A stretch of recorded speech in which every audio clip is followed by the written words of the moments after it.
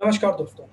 तो हाजिर हूँ एक काफ़ी हाइप आईपीओ को लेके, जो कि आपको पता है कि कल ज़ोमैटो आने वाला है।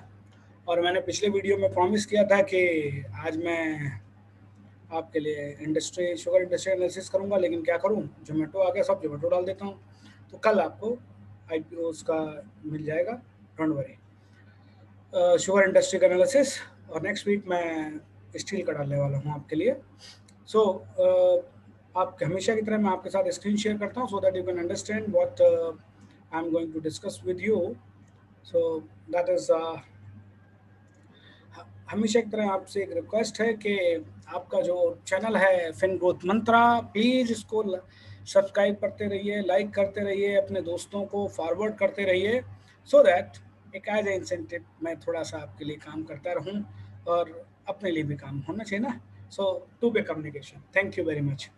जस्ट आप इसको बढ़ाते रहिए। ओके, सो हाजिर हूँ आपके सामने जोमेटो आईपीओ लेके। साहब देखिए, ये जो आईपीओ है अपनी तरह का पहली बार है। पहली बार कोई इंटरमीडियरी कंपनी है जो कि खाना लेके इकट्ठा करके आपके घरों में सप्लाई कर रही है। इसका कोई पीर ग्रुप नहीं है। तो पहली चीज़ तो इसका जो एक्सपीरियंस है, अगर आप माने तो ये पहला है, इसके अलावा कोई है नहीं। हाँ, इससे पहले फूड चेन का आया, जैसे कि बर्गर किंग का आया, या आपका बारबेक्यू नेशन आया, लोगों ने उसको बहुत पैसा दिया, लेकिन उनके अपने होटल हैं, रेस्टोरेंट्स हैं, यानी जो इनपुट मटेरियल उनका है वो सेल कर रहे हैं। लेकिन ये प्योरली थर्ड पार्टी। साहब किसी ने खाना दिया तो आप देंगे, अदरवाइज कहाँ से देंगे साहब। तो ये कहानी वहाँ की है। अब इस कहानी में बाकी चीज़ें मैं डिस्कस करूँ उससे पहले आपके साथ ये डिस्कस करना चाहूँगा, ये जो आईपीओ है ये 14 जुलाई को यानी कल खुलेगा और 16 जुलाई तक रहेगा, यानी 14, 15, 16 3 दिन रहेगा। प्राइस जो है वो 72 to 76 रेंज में है, यानी आपको रिटेल इन्वेस्टर 76 पे अप्लाई करना पड़ेगा। मार्केट लॉट 195 शेयर्स की है और ये एक लॉट है, यानी 195 शेयर्स। लेकिन मैक्सिमम आप चाहते हैं, somebody has asked me, तो 13 लॉट्स आप ले सकते हैं इसकी वन गो में। इशू साइज जो है वो 9,375 का है, जिसमें से 9,000 करोड़ का फ्रेश इशू है और 375 का फ्रेश जो ऑफर फॉर सेल है वो आ रहा है, और ये इन्फो एज कर रहा है। इसके अलावा इस कंपनी में ऑलरेडी एंकर इन्वेस्टर्स 4,300 करोड़ के आसपास ले चुके हैं as on today. Allotment will be decided on 22nd of July. Refunds will be given to you on 23rd of July.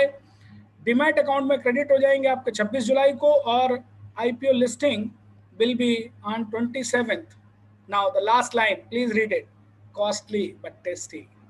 खाना तो टेस्टी दे सकते हैं आपको, लेकिन साहब प्राइस थोड़ा सा कॉस्टली है। क्यों है, that I will share with you. I am discussing in my other details view, so that I am going to discuss with you in detail, so that क्योंकि मैंने कहा ये अपनी तरह का पहला है, तो ऑब्वियस सी बात है कि इसमें बहुत ज़्यादा इन्वेस्टर्स को भी समस्या होने वाली है। एनालिसिस के लिए भी पहली बार है, इससे पहले कोई कंपनी आई नहीं है।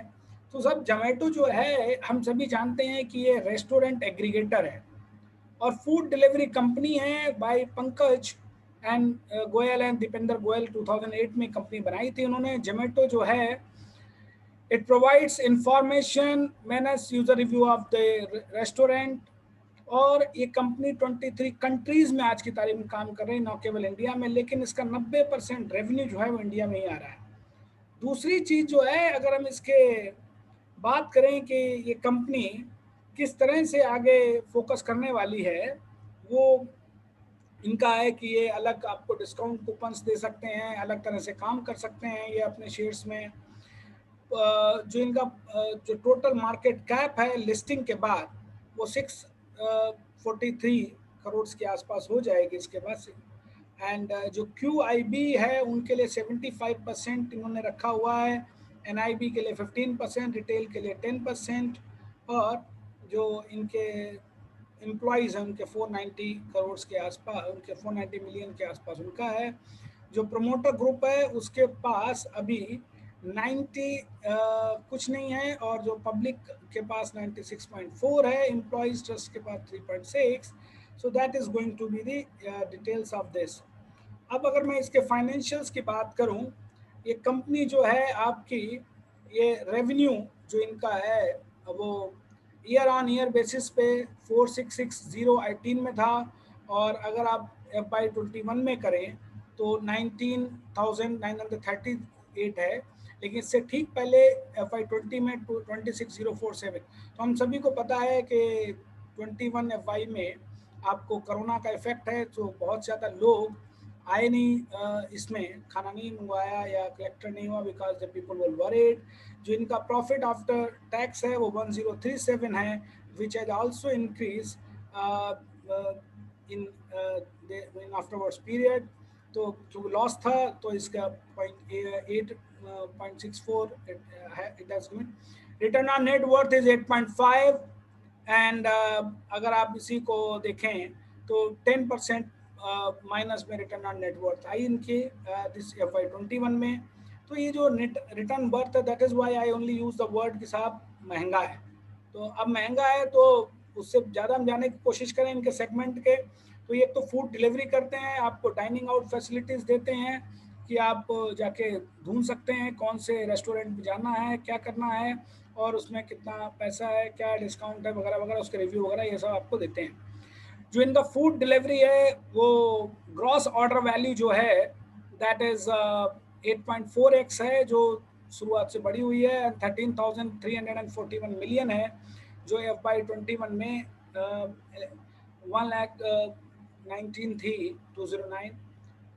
Hyper pure is the farm to fork, means directly vegetables और मिल्स वगैरह आपके घरों पे सब करना। ये इनका नया बिजनेस है, एक नया सेगमेंट है, जिसमें थोड़ी सी मुझे दम दिखती है, क्योंकि इनका अपना है, कलेक्ट करके आपको ला के देंगे, थोड़ा सा नया है।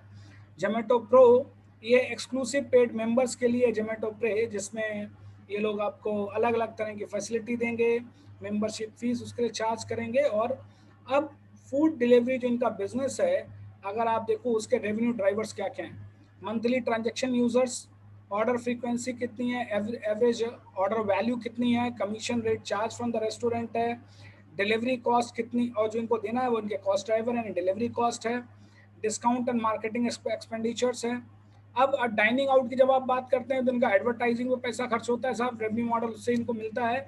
और क्योंकि ये जो रेस्टोरेंट है उनकी ये मार्केटिंग करते हैं।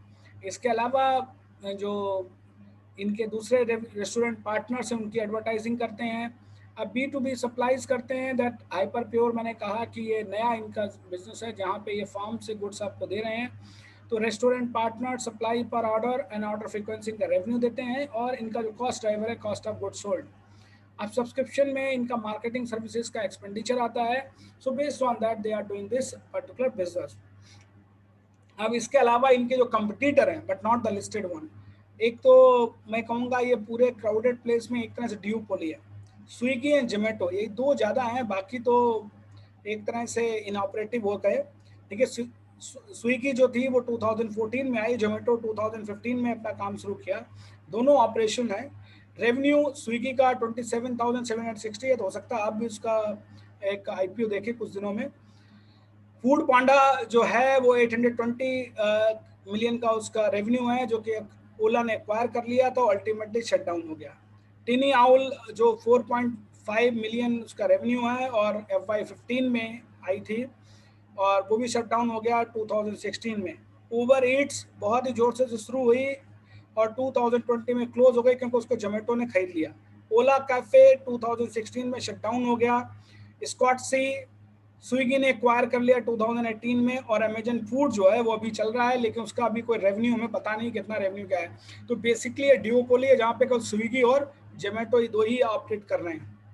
अब आप देखिए साहब, इनकी जो फूड सर्विस मार्केट साइज है इंडिया में, अगर हम उसका सर्वे देखें US डाटा के बेस पे, तो इसके सेल्स FY20 में 63.71 का था इस इंडस्ट्री में, और अभी 95.75 US बिलियन डॉलर्स का बिजनेस है। अब अगर आप इनके मार्केट में ग्रोथ देखें तो इंडस्ट्री और लगभग ये साथ साथ चल रहे हैं। 20 में इंडस्ट्री वॉज ऑन टॉप, ये भी ऑन टॉप थे, और अभी इंडस्ट्री नीचे है, ये भी नीचे हैं। हम सभी को पता कोरोना का कॉल है, दैट इज़ वाई इनकी ऑर्डर वैल्यू जो कि सेकेंड क्वार्टर FY21 में 394 थी, एंड देन थर्ड क्वार्टर में 408 है, तो फोर्थ क्वार्टर यानी मार्च जो एंडेड क्वार्टर हुआ उसमें 395 आ गया। तो basically that is healthy one an order. So it is, अब इसके जो स्ट्रेंथ क्या क्या हैं, स्ट्रेंथ इसकी सबसे बड़ी है कि strong network that effect driven by the Zomato unique content.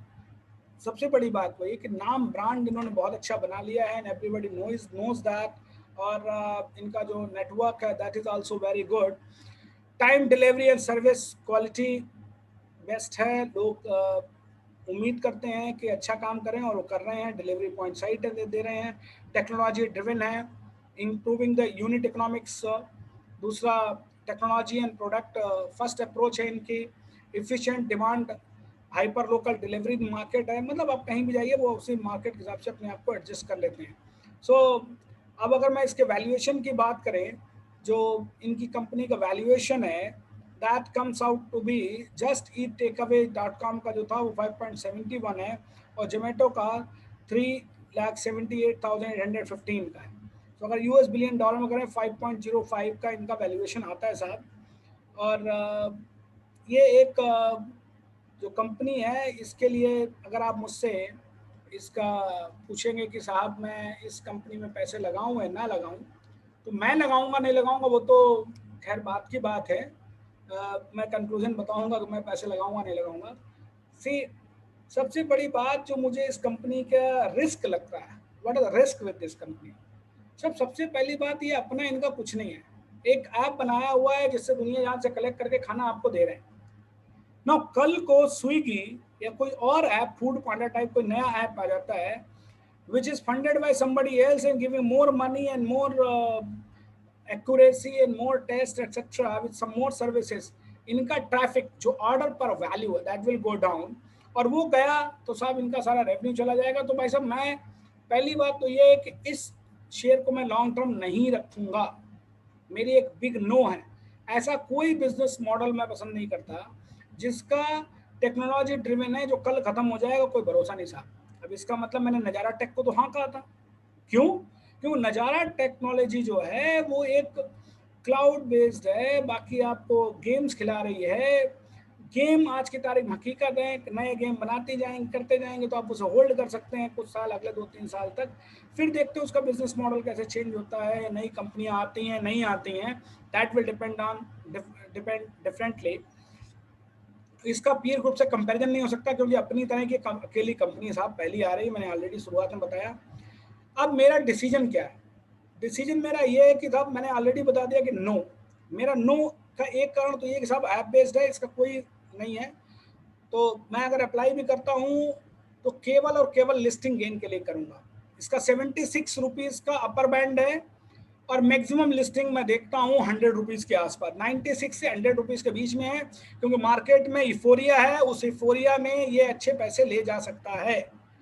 लेकिन मुझे उसके बाद इसका फ्यूचर बहुत ज़्यादा नज़र नहीं आता, क्योंकि दूसरा पॉइंट है, एक तो ऐप बेस है, दूसरा point national restaurant association of India NARI ने कंपटीशन कमीशन को इनकी कंप्लेंट की और कहा है साहब रेस्टोरेंट और ऑनलाइन फूड एग्रीगेटर्स को आप थोड़ा सा लेवल प्लेइंग फील्ड लाइए साहब, क्योंकि ये जो दूसरे रेस्टोरेंट हैं उनको फायदा नहीं दे पा रहे हैं और उसका नुकसान होता है। तो कल को अगर वो CCI ने कोई भी ऑर्डर पास कर दिया तो आपका सब कराया जितना भी आपने पैसा लगाया रातों रात साहब कम हो जाएगा। तो मैं तो हमेशा यही कहूँगा कि इस पर्टिकुलर शेयर से अपने आप को अवॉइड करें। ठीक है दोस्तों। सो अगर अप्लाई करना है तो लिस्टिंग गेन के लिए अप्लाई करो, लिस्ट हो 2 दिन बाद इसको बेचो 100 रुपीज़ के आसपास पर शेयर आपको 17 से 25 रुपए के बीच में मिल जाएंगे। ठीक है, 190 शेयर्स हैं, 195, तो आपका भला हो जाएगा। रेस्ट एनालिसिस करिए, इनका DRHP देखिए, ड्राफ्ट रेडी है नहीं प्रॉस्पेक्टस, और उसको पढ़िए, उसमें जानने की कोशिश करिए और क्या मिसिंग है। ये मेरी तरफ से आपको था, मेरी नॉलेज के हिसाब से। Thank you very much.